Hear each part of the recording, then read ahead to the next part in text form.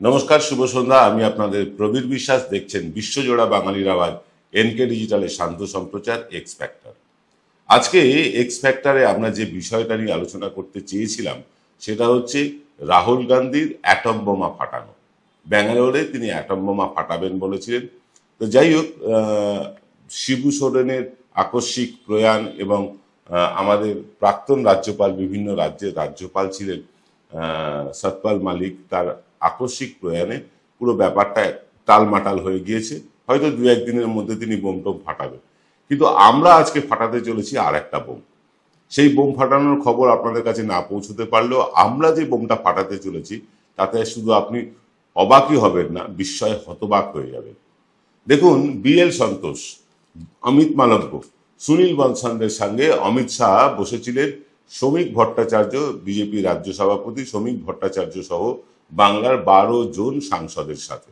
না, এই রাজ্যের বিরোধী দলনেতা এই হাই প্রোফাইল বৈঠকে ডাক পাননি। কিন্তু কেন হঠাৎ করে বাংলা নিয়ে বৈঠক সাহেব? জানা গিয়েছে যে বিজেপির মধ্যেই তৃণমূল কংগ্রেসের কয়েকজন গুপ্তচর ঢুকে আছে, লুকিয়ে আছে।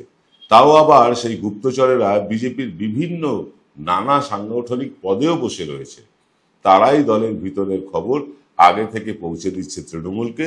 ফলে বিজেপির যাবতীয় কৌশল মাঠে মারা যাচ্ছে। এই বৈঠকের মাধ্যমে অমিত শাহ, বিএল সন্তোষ, সুনীল বানসালেরা বুঝে নিতে চেয়েছিলেন যে সর্ষের মধ্যে ভূত কারা। বৈঠকের শেষে অন্তত অন্তত 1 ডজন বড় নেতাকে চিহ্নিত করা হয়েছে গদ্দার হিসেবে। সব রাজনৈতিক দলের ভিতরেই অন্য দলের কিছু লোক ঢোকানো থাকে। তৃণমূলের মধ্যে বিজেপির স্লিপার সেলের লোকজন আছে। বিজেপির মতন দলে তৃণমূলের স্লিপার সেল লুকিয়ে থাকতে পারে, এটা বোধহয় অমিত শাহ, সুনীল বনসাল কিংবা বিএল সন্তোষেরা দুঃস্বপ্নেও কল্পনা করতে পারেনি। আমরা যারা দীর্ঘদিন রাজনৈতিক সাংবাদিকতা করি, আমাদেরও কিছু অত্যন্ত গোপন সূত্র আছে রাজনৈতিক দলগুলোর মধ্যে, যারা বিভিন্ন সময়ে দলের আভ্যন্তরীণ বিভিন্ন খবরাখবর নাম প্রকাশ না করার শর্তে আমাদের দিয়ে থাকে। সেই বাম জমানা থেকে চলছে এই ট্র্যাডিশন, এটা নতুন কিছু না। শালকিয়াপে নামে প্রয়াত বাম নেতা প্রমোদ দাশগুপ্ত তো বলেই দিয়েছিলেন যে কংগ্রেসে যাও আর কংগ্রেসকে খাও, অর্থাৎ কংগ্রেসের মধ্যে ঢুকে কংগ্রেসকে শেষ করতে হবে। সেই কারণেই সারা রাজ্যে বামেরা দুর্ভেদ্য একটা দুর্গ বানিয়ে ফেলল। কলকাতার চৌরঙ্গি, একডালিয়া, বহরমপুর, মালদার মতন কয়েকটা আসনে বামেরা কিন্তু হেরে যেত। কিন্তু আরএসএস এর মতন সংগঠন, যাদের জঠর ক্ষেত্র, জন্মভূমি, তাদের মধ্যে কিভাবে বেনুজল ঢুকে পড়লো? শুধু ঢুকেই পড়লো না, রীতিমতো বড় বড় পদ নিয়ে জাঁকিয়ে বসেও পড়লো। আসলে দিল্লিতে গুজরাট লবির, গুজরাটের বিজেপির যে গুজরাট লবি, তারা মূল নিয়ন্ত্রক শক্তি হয়ে ওঠার পর বিভিন্ন দল থেকে প্রলোভন দেখিয়েই হোক আর ইডি সিবিআই এর ভয় দেখিয়ে হোক, বাছ বিচার না করে দলে দলে অন্য দলের নেতাদের বিজেপিতে জয়েন করিয়েছিলেন। বাংলার মুকুল রায় বিজেপিতে যাওয়ার পরে অসংখ্য তৃণমূল বাম নেতা তাদের চার্টার্ড ফ্লাইটে করে দিল্লি নিয়ে গিয়ে জয়েন করিয়েছিলেন এই মুকুল রায়। তৃণমূলের বেশিরভাগ নেতাই পরে ফিরে গেলেও অনেকেই আজও রয়ে গেছেন, শুধু রয়ে গেছেন বললে ভুল হবে, বঙ্গ বিজেপির বড় বড় পদেও আসীন রয়েছেন। অমিত শাহের নজর কি সেই নেতাদের দিকে?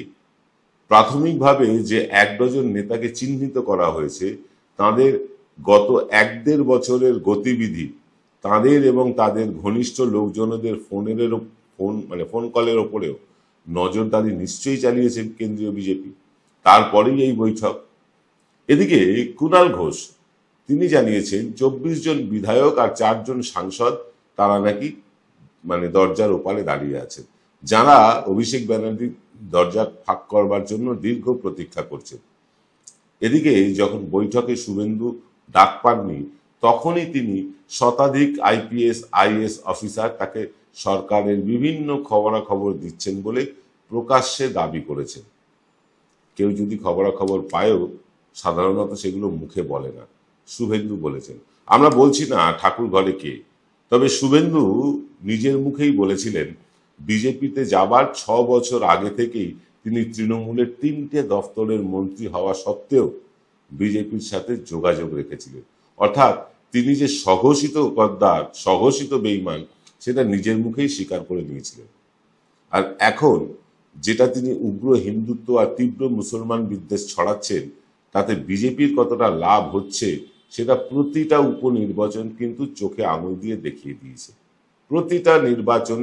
প্রতিটা উপনির্বাচনে লজ্জাজনক পরাজয় হয়েছে বিজেপির। ৭৭ থেকে কমতে কমতে বিজেপি এখন ৬৪-৬৫-তে এসে ঠেকেছে। না, আমি কোনো ইঙ্গিত দিচ্ছি না, ইশারা করছি না, আপনারা বুদ্ধিমান দর্শক বুঝে নেবেন। আমি শুধু ঘটনার কথাগুলো উল্লেখ করলাম। এবার আরো কিছু খবরে যাওয়ার আগে একটু পরিসংখ্যানের দিকে তাকানো যাক। 2019-এ ফিরে যাই চলুন। 2019-এ বিজেপির ছিল 18 জন সাংসদ। গড়ে যদি 7টা বিধানসভা এক একটা সাংসদের এলাকার মধ্যে পড়ে, তাহলেও 2021-এর নির্বাচনে বিজেপির কমপক্ষে 126টা আসন, মানে 18x7, 126টা আসন নিশ্চিত ছিল। বিধানসভায় সংখ্যাগরিষ্ঠতার জন্য দরকার 147টা আসন, কম ছিল 21টা আসন। বিজেপির আভ্যন্তরীণ অঙ্ক অনুযায়ী আরো 28 থেকে 33টা আসন বিধানসভা নির্বাচনে জেতা তাদের একেবারে সুনিশ্চিত ছিল, যে সংখ্যাটা গিয়ে দাঁড়িয়েছিল মোটামুটি 156। সেই অঙ্কের ভিত্তিতেই নরেন্দ্র মোদী, অমিত শাহরা এখানে এসে স্লোগান তুলেছিলেন, আপকি বার 200 পার। তারা বিশ্বাস করেই ফেলেছিলেন যে 200 আসন জয়ের কথা বললেও তাদের অন্তত 155-56টা আসন পেয়ে তারা পশ্চিমবঙ্গে সরকার গড়ে ফেলবেনই, এই বিশ্বাস তাদের ছিল। এই রকম খবরই তাদের কাছে পৌঁছানো হয়েছিল। এই খবরে দিল্লিতে পৌঁছানো হয়েছিল যে আমরা 155-56টা আসন পাচ্ছি। তাই দিল্লি বলুন, উত্তরপ্রদেশ বলুন, মানে দেশের তামাম বিজেপি নেতারা তো পশ্চিমবঙ্গে তখন ডেলি প্যাসেঞ্জারি করছিলেন, তারা কিন্তু আপকি বার 200 পারে স্লোগান দিয়েছিলেন। এখানকার নেতাদের এই অঙ্কের হিসেবে 156। হেস্টিংসের অফিসে খসড়া মন্ত্রিসভাও কিন্তু গঠন হয়ে গিয়েছিল। আমরা সেই খবর পেলাম কি করে জানতে চাইলে আমরা একটাই উত্তর দেব, সাংবাদিকেরা তাদের সূত্রের খবর কখনো প্রকাশ্যে জানায় না। আমরা সাংবাদিকেরা যেমন এই সরল পাটিগণিতের অঙ্কটা জেনে গিয়েছিলাম, তেমনি ঠিক একইভাবে তৃণমূল কংগ্রেসের কাছেও এই খবর পৌঁছে গিয়েছিল। আর পৌঁছে গিয়েছিল আমাদের কাছে খবরটা আসার অনেক আগে। তারা নিঃশব্দে স্ট্র্যাটেজি সাজিয়েছে, প্রচার করেছে, ন্যারেটিভ তৈরি করেছে, আর বিজেপি নেতারা সরকার গড়ে ফেলার স্বপ্নে বিভোর হয়েছিলেন। ফল প্রকাশের পরে দেখা গেল 156 আসনের প্রায় অর্ধেকের কম আসন পেয়ে, 77টি আসন পেয়ে তাদের সন্তুষ্ট থাকতে হলো। এ বিষয়ে আরো কিছু কথা বলার আছে আপনাদের। ফিরছি একটা বিরতির পর। জয়গুরু রত্নভান্ডার জ্যোতিষ সীমা, এখানে গোল্ড মেডেলিস্ট জ্যোতিষী বসেন। হাই কোয়ালিটির আসল গ্রহরত্ন সবচেয়ে কম দামে এখানে পাওয়া যায়। স্থান বেলঘড়িয়া, রানী পার্ক, বটতলা, 2 নম্বর রেলগেটের নিকটে। 9681345722 এবং 9007778922। Found Kolkata's first ever sweet shop serving so unique items like Dab Malai Curry, Motichur Truffle, Gajor Borfi, Dab Kalakand, and I had to try them. শুধু তাই নয়, শক্তিগড়ের ল্যাংচা, বর্ধমানের সীতাভোগ, মালদার পোস্তকদম, বহরমপুরের ছানা বড়া, এগুলো সবকিছু খেতে হলে আর এত দূরে যেতে হবে না। সুন্দরিনী ন্যাচারালসে পেয়ে যাবে পশ্চিমবঙ্গের বিখ্যাত 10টা জেলার মিষ্টি all under the same roof. এদের বেস্ট সেলার্স কচি ডাবের শাঁস দিয়ে বানানো ডাব মালাইকারি আর কলা পাতায় মোড়া গুড়ের সন্দেশ পাতুরি আর must try. Welcome to the world of civil business. A Bengali business personality and the most successful business group, Roy Construction Group of companies, now coming Sarib, West Bengal. Mr. Anup Roy, the managing director of the Roy Construction Group company, ready to serve his native land, the mother Bengal.